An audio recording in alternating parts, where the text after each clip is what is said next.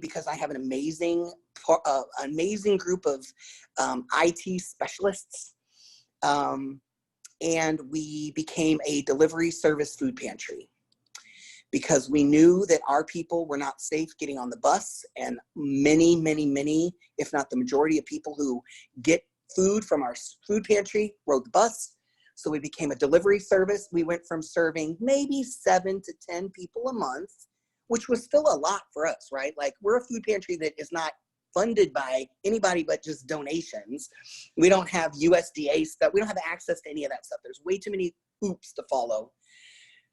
So we went from like 7 to 10 people a month to 50 people in a week, feeding these people. And we went from serving maybe one family that had children to half of the people that we're now serving have children. We opened up our scope. We don't only just serve transgender people now, we serve all queer folks that need the food delivery, and we center Black and brown queer folks, sweet folks. So it was a rapid response. We got a grant from the St. Louis Community Foundation. Thank all things that are wonderful in the world, because COVID was not a line item in our budgets. And when you go from feeding 7 people to 200, that's a lot. And so Community Foundation gave us $8,000. We were able to buy 2 deep freezers. So, then I could buy food in bulk, and I could accept donations of food in bulk. We partner with 2 community gardens who give us fresh stuff, which is wonderful. Panera Bread. We got a connection through one of our support group facilitators, who's, I think that's her mother, her auntie, or anyway, she was collecting. And so now we get once a week-ish yummy stuff from Panera that we freeze and then we give out. So that's it, right? Like, to me, I believe, like many other marginalized group of people that sort of like get together and just create cohesion and create community, queer people do it really well. We do it really well. Trans people in particular, we were able to pivot within like 5 days and go from everything like out there and in the world to delivery and hooking people up and getting people. And one of the sweet things that we do too, within the first like week or so, we realized that so many of the people that we supported worked in the restaurant industry or did like sex work and things like that, and they didn't know how to cook. They didn't even have pots and pans. So we would send people stuff, and then we'd get like a call, and they're like, "Oh, it's so sweet, but I don't have any pots or pans." So we started sending people pots and pans and spatulas and paper plates, and then we started making little videos on like how to like make ramen a little bit more healthy, add some vegetables, or and then we also realized that people were isolated and not everybody has good access to internet or has Netflix. So we started sending people puzzles and coloring books and games, and it was so much dear love, so much sweetness. And we did it, and now, so we had a peak, and now we're, I think we're in like the eye of the storm. And so we're sort of like restocking everything and making sure we've got good stuff, taking notes from all the things that people want to eat and they don't want to eat, and making sure we have lots more of the things that people want to eat. I can tell you that canned beets are not something people want to eat. I can tell you that ramen is something people want to eat. And I was like judgy about ramen, like, oh, it's so bad for you. It's so sodium and all that. It fills your belly, and all you have to do is heat it up. So, all right, I've been rambling, and I'm about halfway through. So maybe we could do some Q&A, and I'm sure it'll go forward into more conversation, because I'd like to hear what all you want to hear from me. Well, I think, if you don't mind, I'll start off with a question. I know that this has been a big issue in the past couple of weeks, is with J.K. Rowling and her hurtful and hateful comments, and how frustrating it is. I mean, my son is a huge Harry Potter fan, and this is someone who has a platform for billions of people, and she could be using it for good. And I don't understand. I mean, if for those of you who don't know, J.K. Rowling has come out and basically I don't even know how to describe it. She's very anti-trans and has been very vocal about it. And it's really distressing because people look up to her, and she has a platform where she could say, and she's usually very, correct, politically correct or whatever with everything else.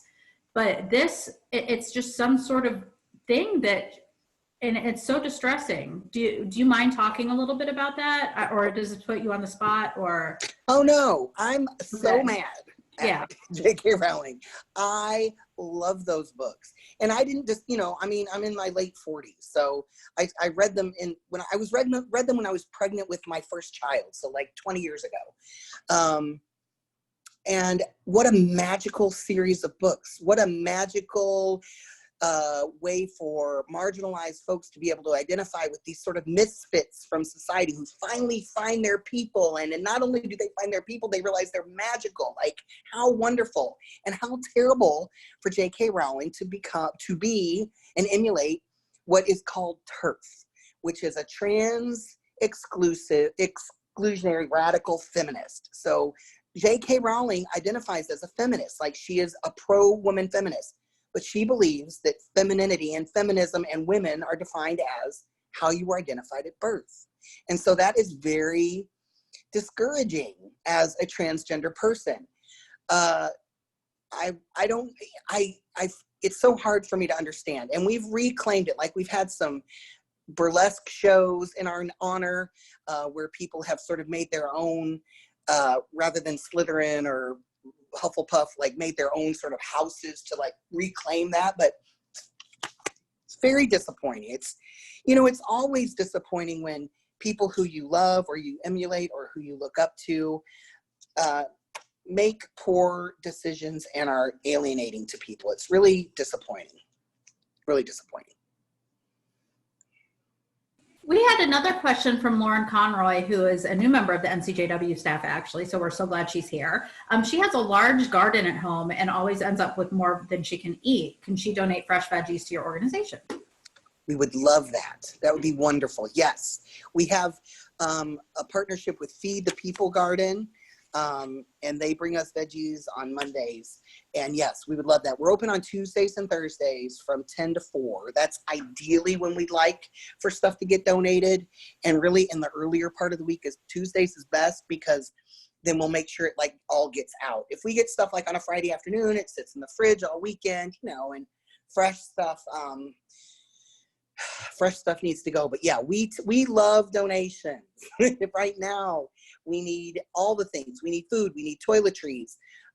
We need fresh food.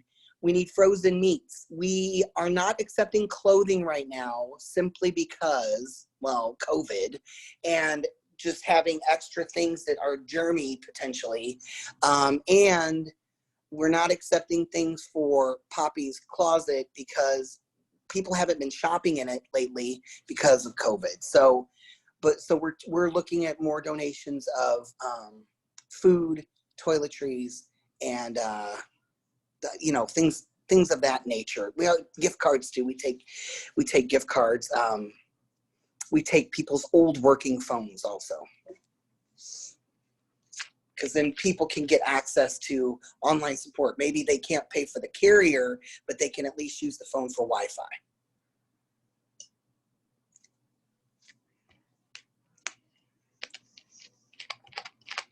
Does anyone have any other questions?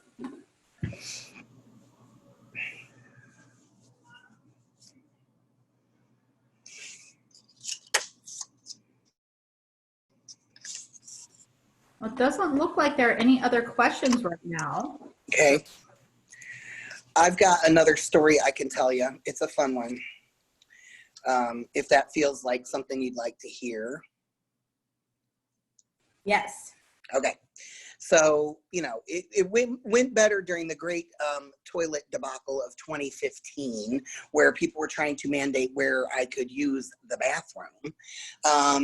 And I'll just have everyone know that although I am read in the world, male, all the time, fully, unless I'm at a doctor, nobody really knows that I am a person of transgender experience. Nobody knows, because I've got this beautiful beard. I've got the manly beer belly. I'm walking in the world with a whole lot of white guy privilege. And the one thing that I miss, really, I mean, I miss some things, but I'm going to say the one tangible thing I miss is the women's restrooms, because men's restrooms are disgusting. Blech, ugh, gross. So, but as a younger trans person, I desperately wanted to be in the men's bathroom. Really, I can remember as a young person, I wanted to be in the boys' bathroom. It felt like some sort of secret club that I really wanted to be a part of. It was mysterious and wonderful. And urinals were like, I was so enamored by a urinal. The strange things we do in our brains as children. So I was on testosterone for about 2 years. And this would have been about 10, 11 years ago. And I went to a concert with my mother and my sister at the Riverport Amphitheater. I don't know what they call it now. I think Hollywood Amphitheater. It was a Willie Nelson concert. Because, like I mentioned before, country music is part of my background. And so it's still part of my culture. Go to this Willie Nelson concert. I'm 2 years on testosterone. I still had not had top surgery, but I would bind my breasts down so that it would appear that I just had a bigger belly, like kind of a big belly all around. I had about 14 whiskers growing out of my face. I had that 14-year-old boy mustache that I was very proud of. My voice was starting to get raspier like it is now. It was not as high pitched as it was prior to testosterone.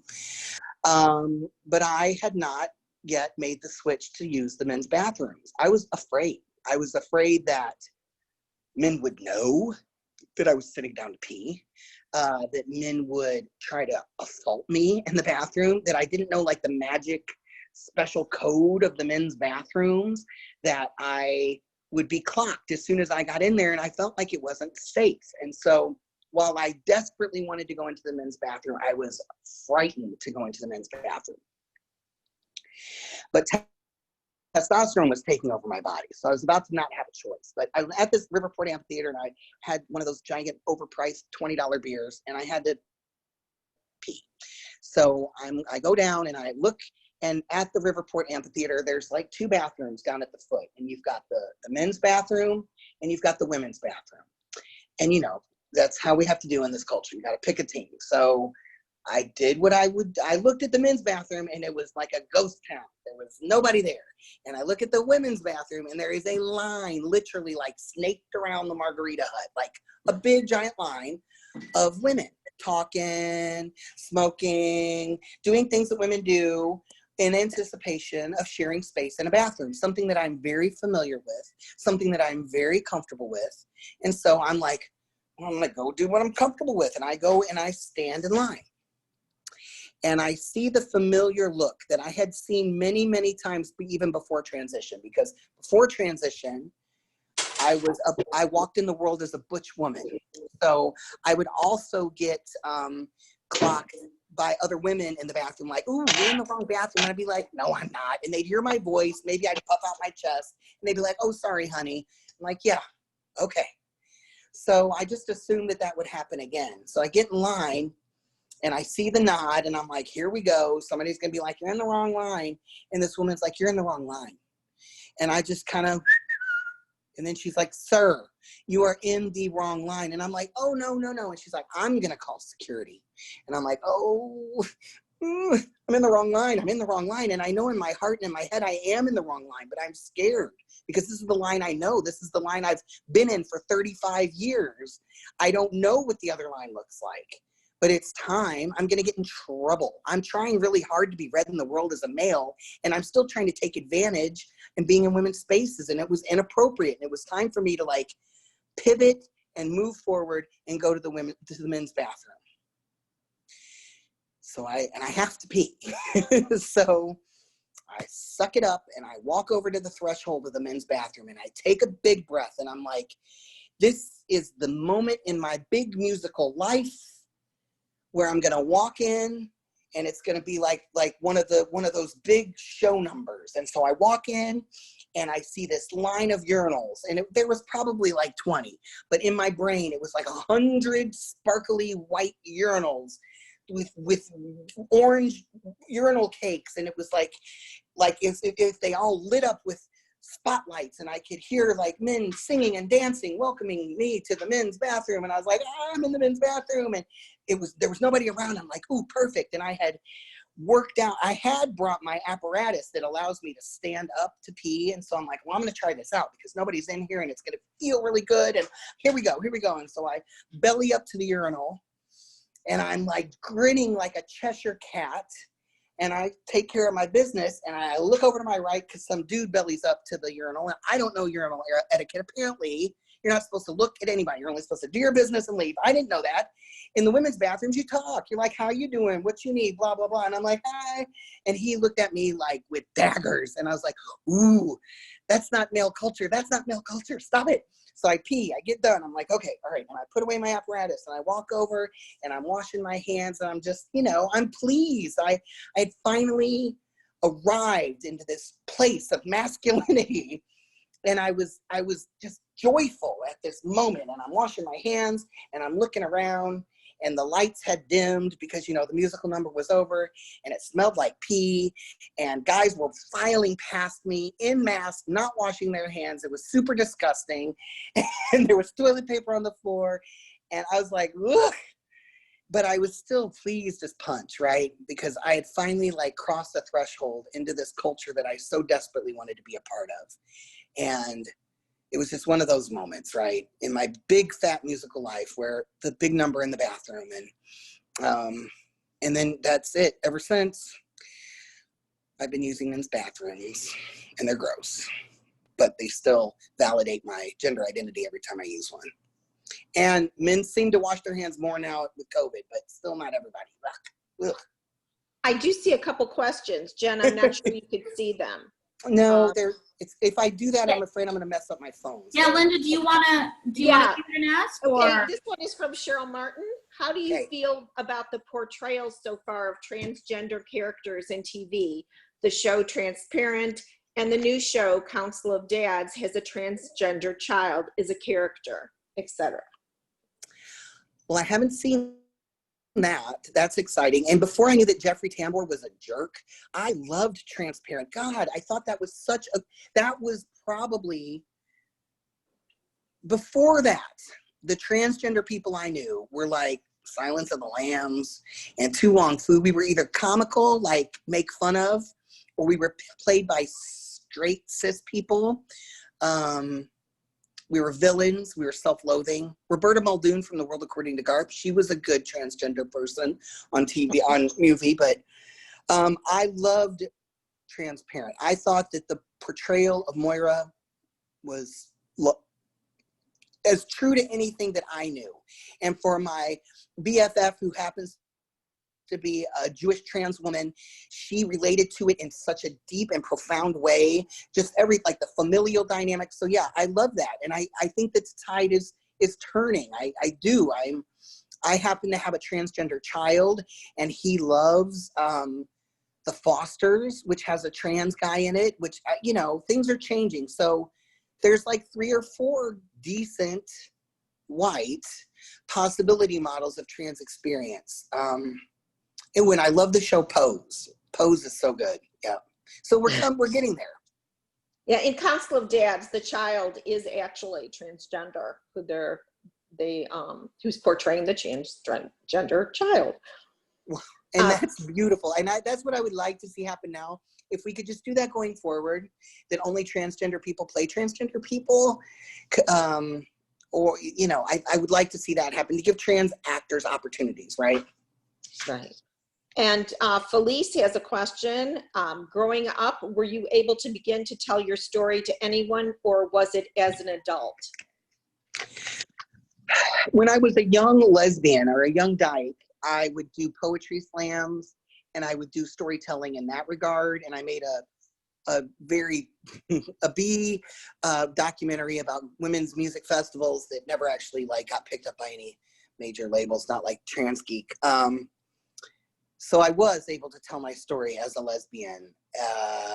And then, in coming into my identity as a trans person, I did. And, I used Facebook, especially in the first couple of years, to really document my story. And so that was a really powerful tool. Facebook is problematic in a lot of ways, but it also is a small mini vehicle for storytelling. And so I did that there too. So yeah, I think it's always been a component of my life. the story changed.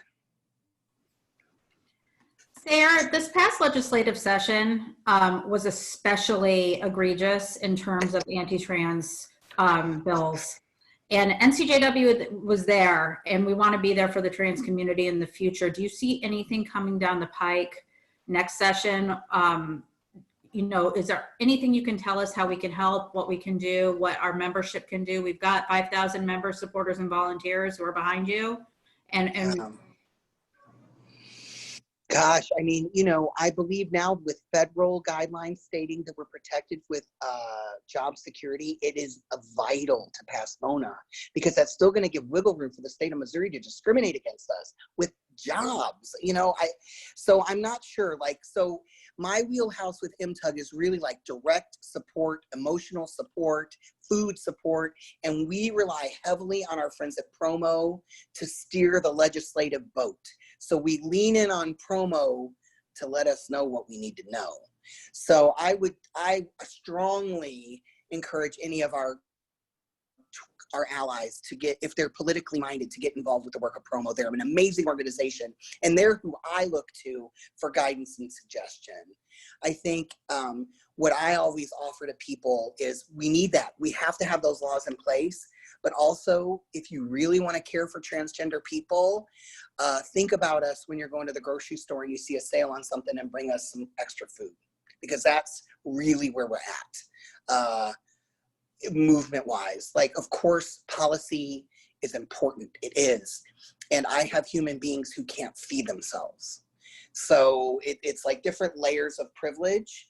And heck yeah, we got to get behind Promo. We've got to make those phone calls. We've got to take the streets. And I need boxes of ramen to feed my folks.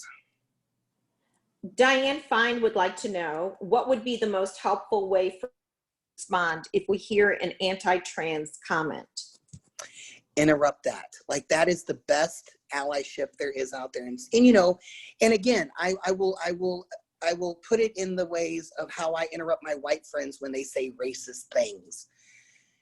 I don't call them out in a way that is embarrassing or demeaning. I call them in and say, hey, that's a lot. You just said that. That's really hurtful. Do you know that ... I believe that if you can share a journey story that you have, if you love a transgender person, or if you know a transgender person and you hear somebody making transphobic comments, tell that person your journey story with loving somebody who's transgender. Because I do believe that that's what changes people's hearts and minds. Going, that was ugly. Why'd you say that? It's not going to change anybody's heart or mind. But if you say, hey, did you know that my best friend from high school, she's transgender, and she really had a hard time and a lot of barriers, but I just, you know, I love her very much and I want her to be okay. And so I want you to really think about using that word or think about that behavior, you know. And a lot of it, like with the bathroom thing, which was a big deal 2 years ago, there hasn't been, to my knowledge, any documented case of a trans person attacking a cis person in a bathroom. I don't understand where that fear is from. So yeah, interrupted. Yeah, it's pretty silly because, well, it's not silly, but it's astonishing because trans individuals are far more likely to be attacked in the bathroom than cis. Yes. Yeah. True.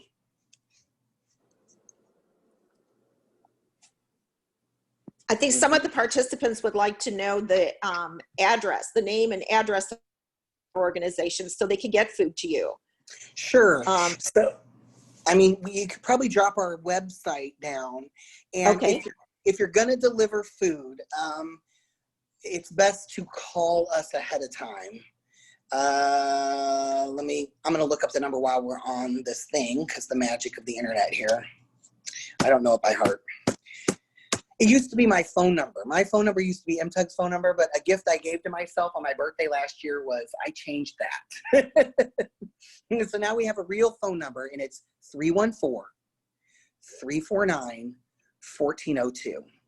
And if you call that number and say, hey, I've got, you know, a case of ramen, and I went through my dishes and I've got like 4 pots and 3 pans I want to bring you, then we can arrange it. Just because We only are at the office on Tuesdays and Thursdays from 10 to 4 because of COVID.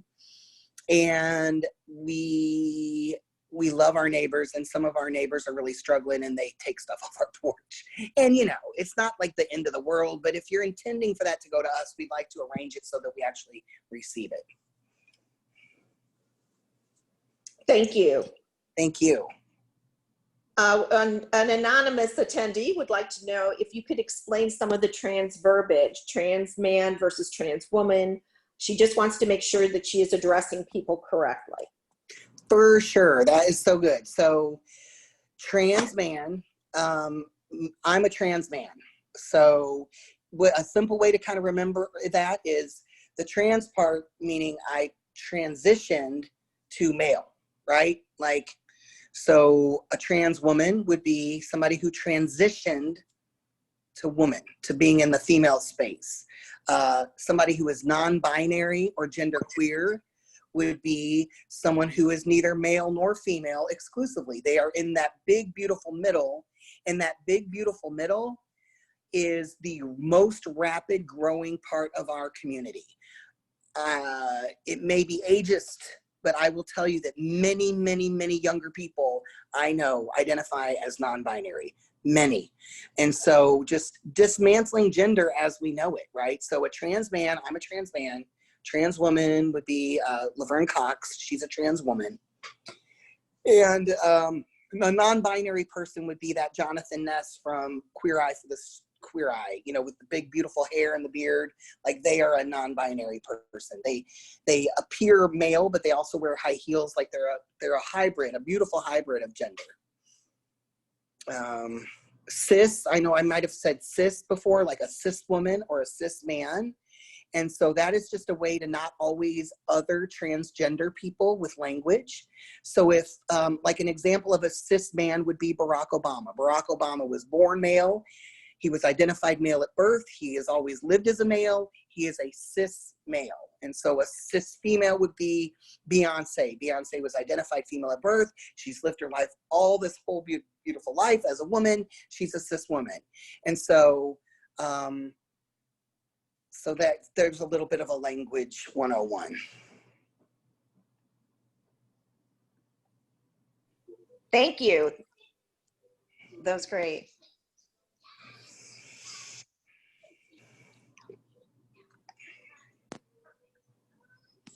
I don't see, let's see. I'm sorry, this is Felice. I have a question, if that's okay, Linda. Is there a resource for trans kids and non-binary kids to help them navigate like elementary school and secondary school years? Yes, so that's a good question. MetroTrans Umbrella Group decided to only serve individuals 18 years and older for a variety of reasons. But the most important reason is, in the city, we have a number of organizations that serve younger LGBTQIA folks. We've got the Transgender Center at Children's Hospital, which serves their medical needs, but it also has a support group that meets, not in COVID times, but once a month. There is Growing American Youth that meets in the city and out in St. Charles County, and that is a support group that used to meet weekly for trans and LGBTQIA kiddos. There's a Christian-based organization called Pinwheels that does the same thing. Oftentimes, some of the more well-funded school districts in our area have GSAs also, and they start as early as elementary school. Thank you.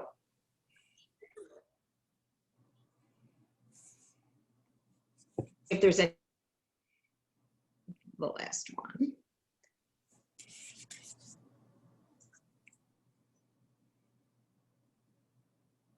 Jen? Are there any other questions?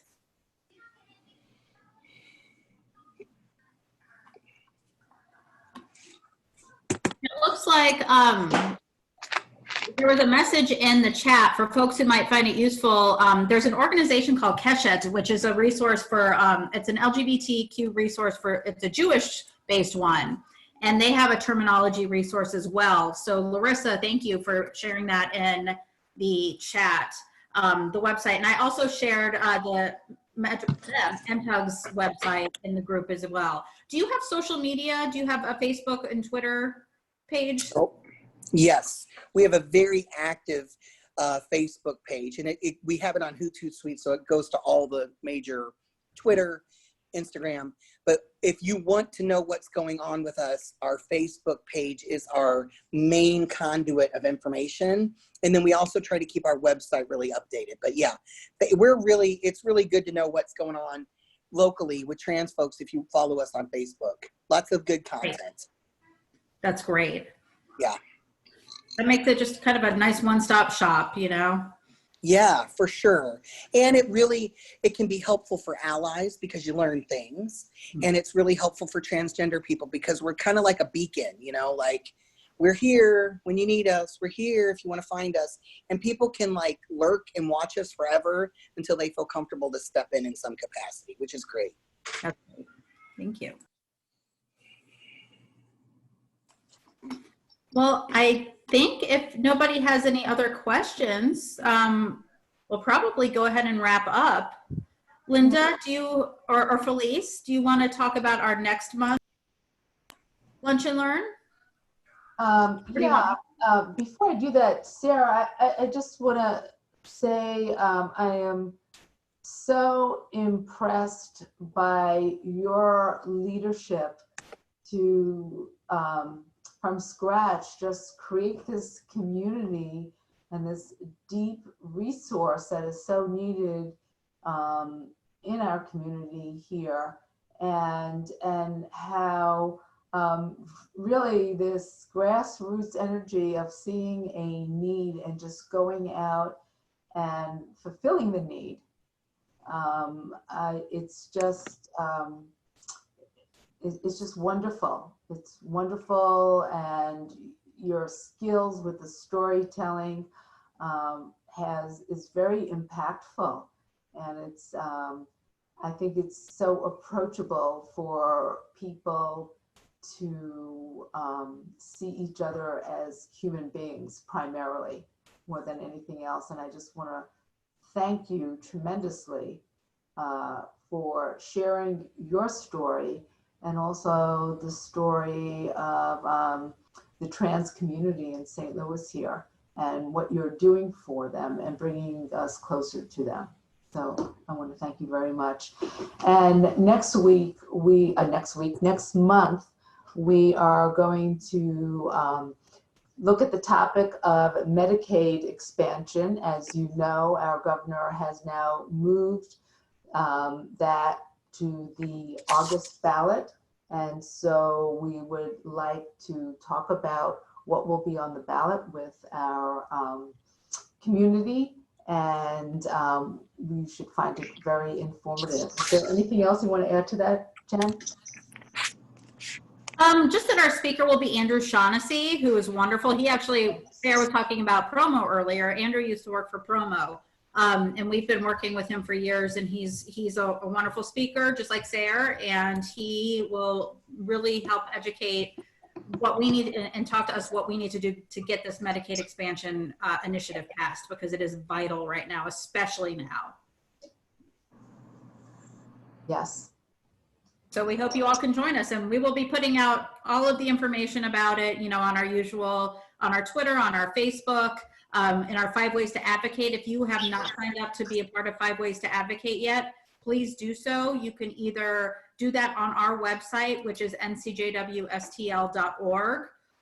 It comes out weekly, 9 a.m. on Mondays, or you can just shoot me an email too at jbernstein@ncjwstl.org, and I will add you to the list. And as a peek in our August Lunch and Learn, we're actually going to be working on acquiring our advocacy skills and learning how to write letters to the editors and op-eds. So Sarah, it looks like someone is requesting that you provide the MTUG phone number again, please. Sure. 314-349-1402. 314 I'm going to type it in the chat too. I'm sorry, could you repeat that again? Sure. 314-349-1402.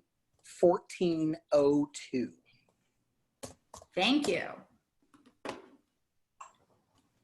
Thank you so much, Sayer. We Thanks, really y'all. appreciate Thank that. you. This was excellent. Right on. Appreciate your time, and I know everyone else does as well. All right. Thank you so much for inviting me. Hopefully we'll see you. I'll see you in person at some point. Yes, please, soon. All right. Thank you very all. much. And thank you all so much for coming today. Felice, do you have anything else that you wanted to wrap up with? Not at this moment. We are still staying virtual, and we will have a posting what our next book will be for our book club, and the date and time. It'll probably be sometime at the end of August, the beginning of September, that we'll have a book club. And one last thing, please keep a lookout. We'll be sending out probably in the next few days or so an evaluation, a survey for this program today. So if you could fill it out, that will be very helpful for us. And it should take like 5 minutes. So we really appreciate it. And I also want to let people know that it is not, the deadline is coming extremely close to request an absentee ballot for our upcoming election. So if you have not already received an absentee ballot and are in need of one, please contact St. Louis County to acquire one. All right. Thank you all very much. Have a great weekend. And thank you again for coming. We're so glad that you were here today. Bye. Bye-bye.